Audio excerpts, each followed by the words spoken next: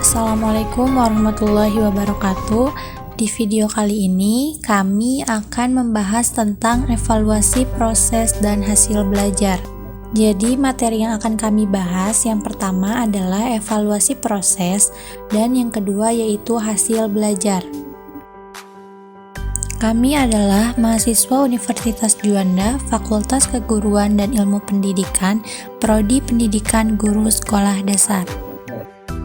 Video ini untuk memenuhi tugas mata kuliah evaluasi pembelajaran SD. Sebelum masuk ke pembahasan, perkenalkan saya Anissa Maulida dan rekan saya Sinta Dewi yang akan memaparkan materi berikut.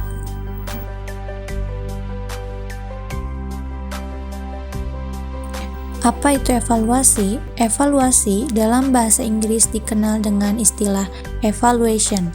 Dalam arti luas, evaluasi adalah suatu proses merencanakan, memperoleh, dan menyediakan informasi yang sangat diperlukan untuk membuat alternatif-alternatif keputusan. Sesuai dengan pengertian tersebut, maka setiap kegiatan evaluasi atau penilaian merupakan suatu proses yang sengaja direncanakan untuk memperoleh informasi atau data. Berdasarkan data tersebut, kemudian dicoba membuat suatu keputusan. Tujuan pelaksanaan evaluasi. Kemudian, tujuan pelaksanaan evaluasi secara umum, tujuan evaluasi pembelajaran adalah untuk mengetahui keefektifan dan efisiensi sistem pembelajaran secara luas. Sistem pembelajaran dimaksud meliputi tujuan, materi, metode, media, sumber belajar, lingkungan, maupun sistem penilaian itu sendiri. Selain itu, evaluasi pembelajaran juga ditunjukkan untuk menilai efektivitas strategi pembelajaran, menilai dan meningkatkan efektivitas program kurikulum, menilai dan meningkatkan efektivitas pembelajaran, membantu belajar peserta didik, mengidentifikasi kekuatan dan kelemahan peserta didik, serta untuk menyediakan data yang membantu dalam membuat keputusan. Fungsi evaluasi pembelajaran. Fungsi evaluasi pembelajaran menurut Nurkancana 1986 yang pertama, mengetahui taraf kesiapan peserta didik untuk menempuh suatu pendidikan tertentu. Melalui evaluasi akan diperoleh data atau informasi yang aktual. Apakah siswa sudah cukup siap untuk mengikuti pendidikan tertentu atau belum? Yang kedua, mengetahui seberapa jauh hasil yang telah dicapai dalam proses pendidikan. Evaluasi juga harus dapat menjawab apakah hasil yang dicapai telah sesuai dengan tujuan yang ditetapkan.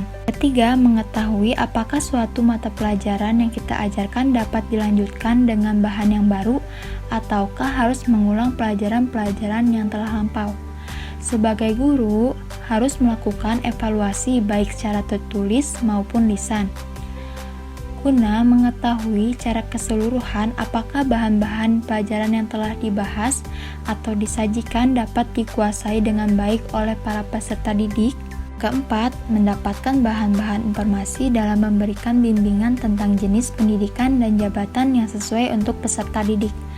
Melalui evaluasi yang dilakukan, guru dapat mengetahui kompetensi-kompetensi yang dimiliki peserta didik. Pengetahuan tentang kompetensi peserta didik tersebut dapat menjadi informasi awal bagi guru untuk memberikan arahan dan bimbingan dalam menentukan jurusan dan jenis pendidikan yang kelak dapat dipilih yang sesuai dengan potensi yang dimilikinya.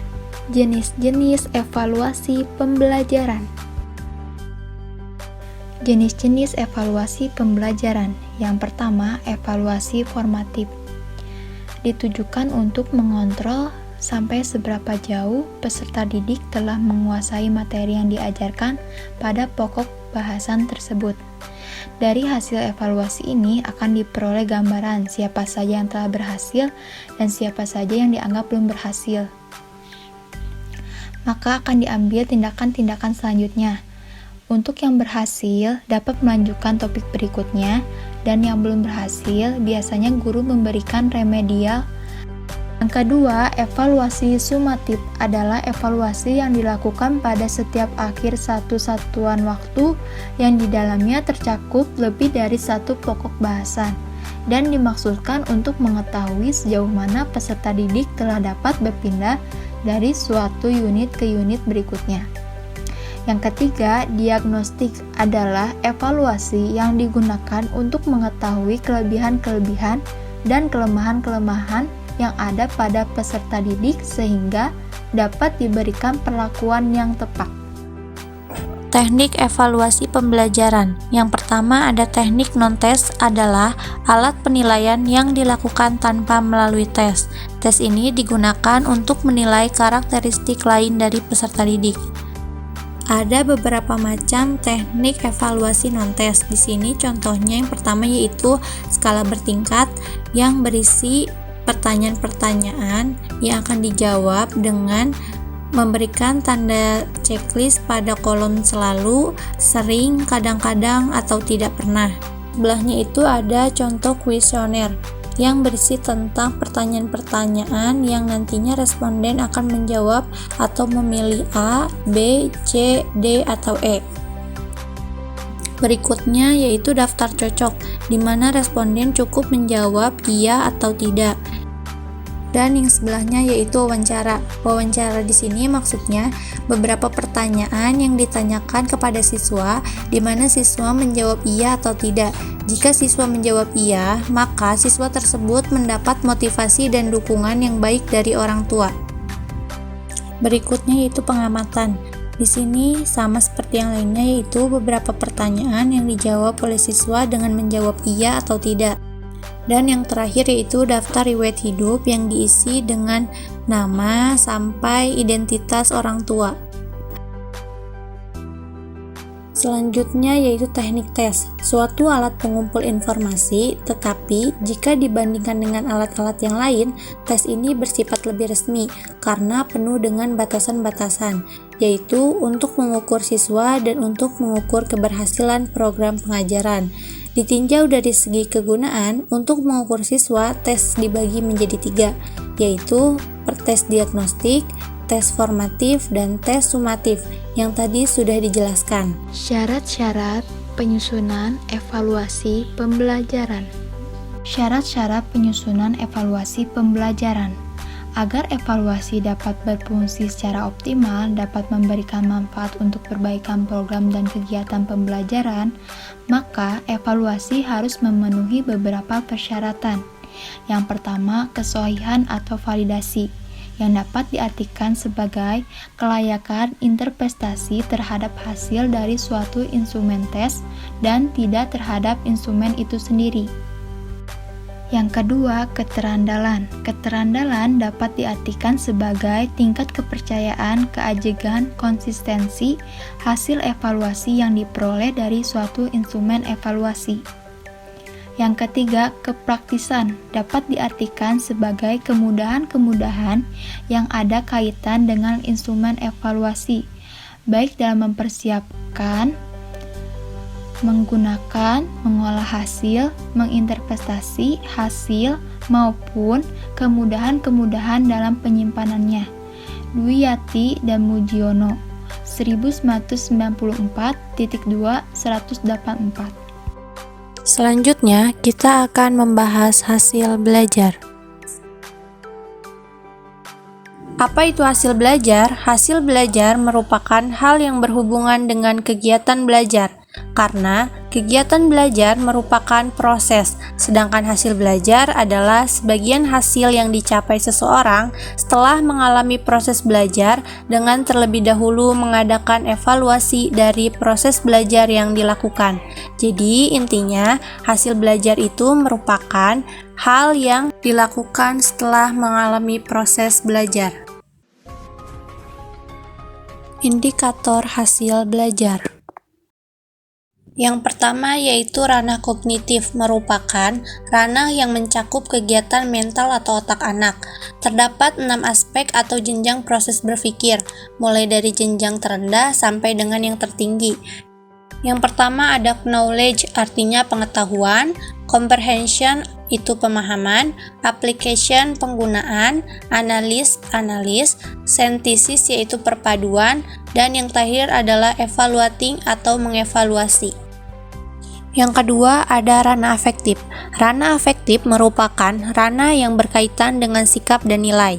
Ranah afektif ini ada 5 tingkatan, yaitu yang pertama receiving, artinya menerima, responding menanggapi, valuing menilai, organizing pengorganisasian, characterization by value artinya karakterisasi berdasarkan nilai. Lalu yang ketiga ada ranah psikomotor adalah ranah yang berkaitan dengan keterampilan atau skill atau kemampuan bertindak setelah seseorang menerima pengalaman belajar tertentu. Terdapat 4 tingkatan yaitu yang pertama intuitory, yang kedua pre-routine, dan yang ketiga routination, dan yang terakhir keterampilan produktivitas, teknik, fisik, sosial, manajerial, dan intelektual. Faktor yang mempengaruhi hasil belajar. Hasil belajar yang dicapai siswa dipengaruhi oleh 2 faktor utama, yakni yang pertama, faktor dari dalam diri siswa atau faktor internal, meliputi cacat tubuh, misalnya seperti tunarungu, tunawicara, dan lain-lain. Lalu bakat. Bakat itu maksudnya adalah bakat yang dimiliki oleh siswa seperti bakat menari, bakat menyanyi. Kemudian minat.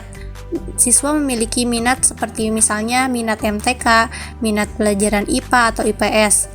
Kemudian kesehatan mental, di mana siswa apakah memiliki kesehatan mental yang baik atau tidak, seperti mungkin memiliki stres, depresi, atau yang lainnya.